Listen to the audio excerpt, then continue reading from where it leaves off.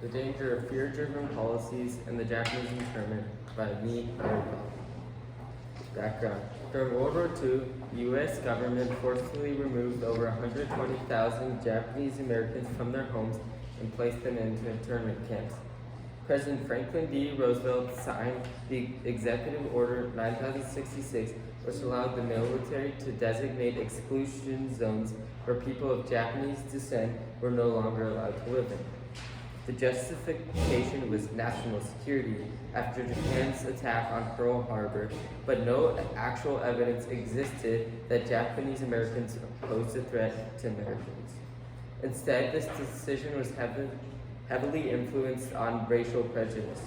Historian Roger Daniels explains economic competition was a driving factor behind internment, as many white farmers believed saw this as an opportunity to take over their land.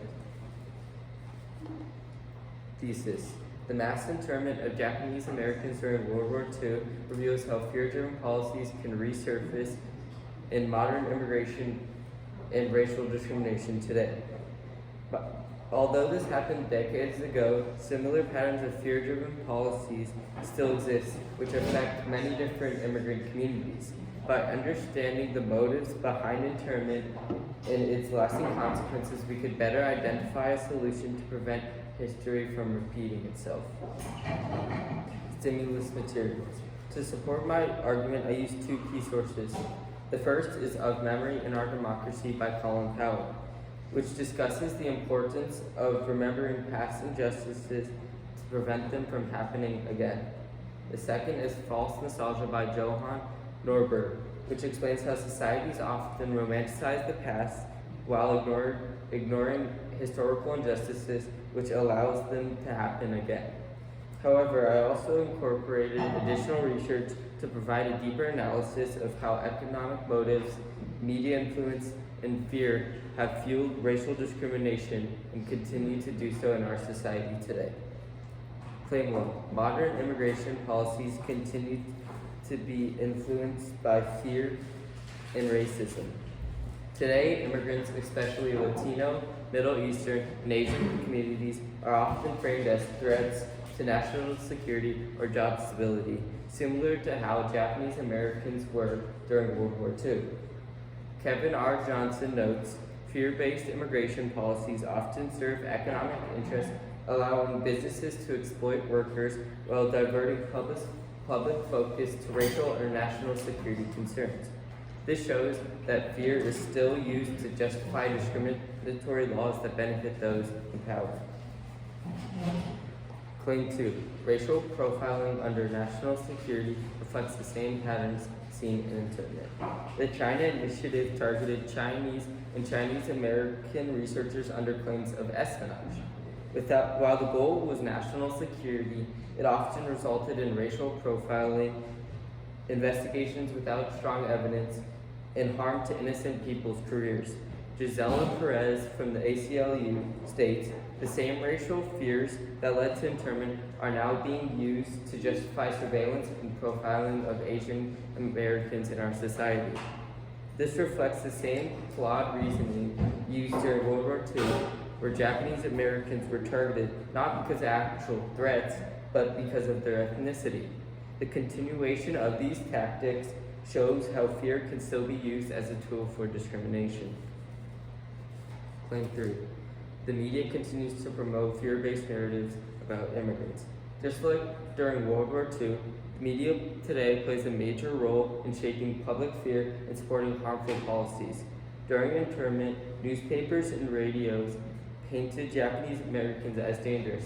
Elliot Najest found that the Oregonian repeatedly used racial stereotypes and negative imagery to depict Japanese Americans as threats to national security. This pattern still exists today. News coverage often focuses on crime, border threats, or economic stability problems when discussing Latino or Middle Eastern immigrants, which reinforce those harmful stereotypes.